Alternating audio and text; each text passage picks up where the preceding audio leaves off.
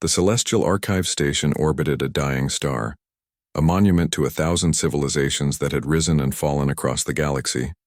Within its crystalline corridors, scholars from dozens of species studied the accumulated knowledge of eons. And in those same corridors, every night at 2300 hours, Eleanor pushed her cleaning cart. She was human, a species most considered unremarkable. Humans had arrived late to the galactic stage, bringing nothing particularly special except an odd tendency to befriend anything with a pulse and an inexplicable fondness for lost causes. Eleanor embodied both traits, though she didn't think about it much.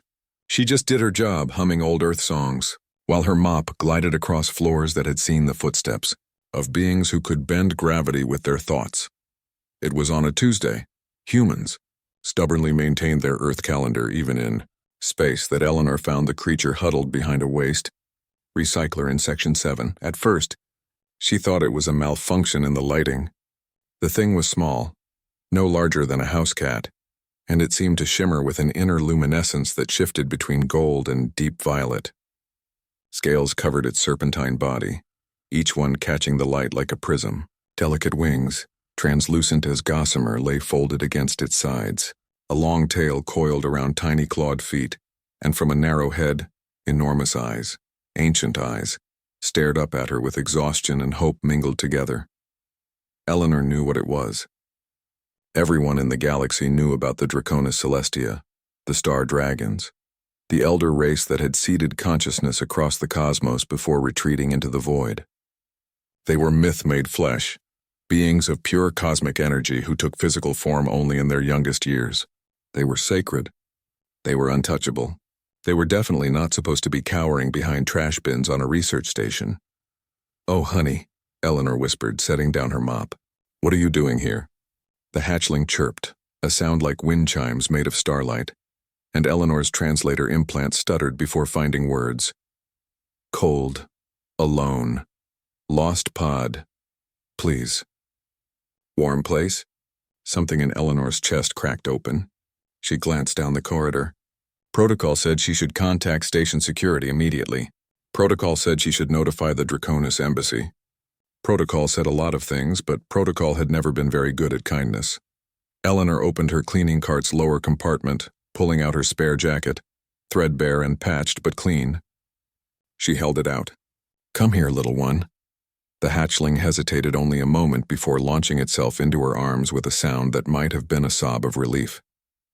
Eleanor wrapped the jacket around the tiny dragon, feeling the warmth radiating from its scales, and tucked it against her chest. "All right," she said softly.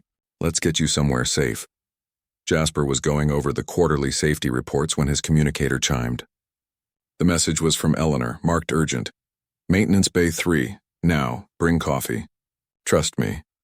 Jasper had known Eleanor for 3 years, ever since he'd been assigned as deputy security chief to the station. She'd never sent him anything marked urgent before. She'd also never led him astray.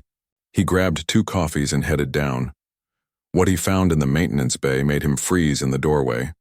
Eleanor sat cross-legged on the floor, her cleaning cart overturned to form a makeshift shelter. Beneath it, curled in a nest of cleaning rags and her jacket, was a Draconis Celestia hatchling, fast asleep.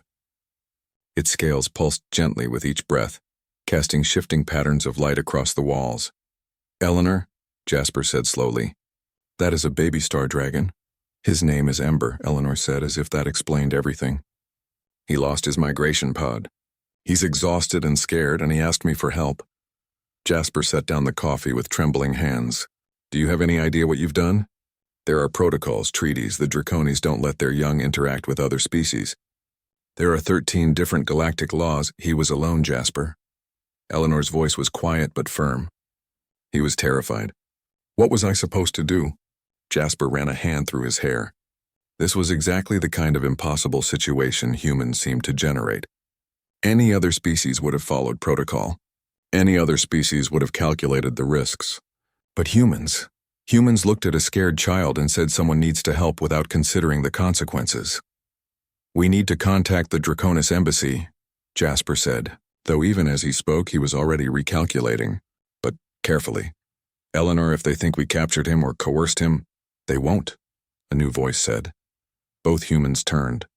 In the doorway stood a Draconis elder, its true form barely contained within a humanoid avatar that flickered at the edges like a heat mirage. Power radiated from it in waves that made the air shimmer. This was Magistrate Kalorn, the Draconis ambassador to this sector, a being whose age was measured in millennia. Eleanor instinctively shifted to place herself between the ambassador and the sleeping Hatchling.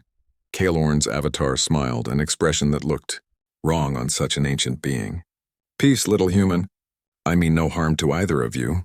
I came as soon as I sensed young Ember's distress signature." "And his contentment." "His contentment?" Eleanor asked. "You must understand," Kalorn said, moving closer. "Draconis hatchlings are born with cosmic awareness. They know instinctively the nature of every being they encounter. Ember was separated from his pod during a solar storm. A tragedy, yes, but not unprecedented. He drifted for days, encountering many species. The Virics offered him sanctuary. The Crystalline Collective offered technology beyond measure. The Tilani offered sacred ceremony." The ambassador knelt, looking at the sleeping hatchling with something like wonder. Ember refused them all. He searched until he found someone whose heart resonated with the frequency of unconditional kindness. He found a human janitor who asked for nothing and offered everything.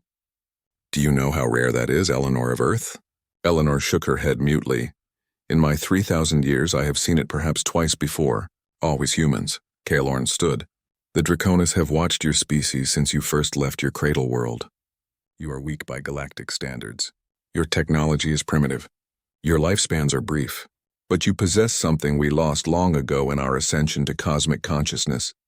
The simple, reckless courage to care for strangers without calculation or condition."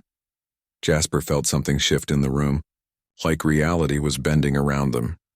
"The hatchling has chosen," Kalorn continued. "By our oldest laws, Ember may remain with his chosen guardian until his first transformation. Eleanor, if you accept, you would become Ember's heartkeeper, a sacred role among my people. Eleanor looked down at the sleeping dragon, then back up. "What does that mean?" "It means," Kalorn said gently, "that you would be responsible for teaching him about the galaxy, through human eyes. It means that when he transforms into his adult form centuries from now, he will carry your kindness with him into eternity. It means your species will have a Draconis advocate for as long as stars burn. And it means this little one won't be alone." Eleanor didn't hesitate. "Yes, of course, yes."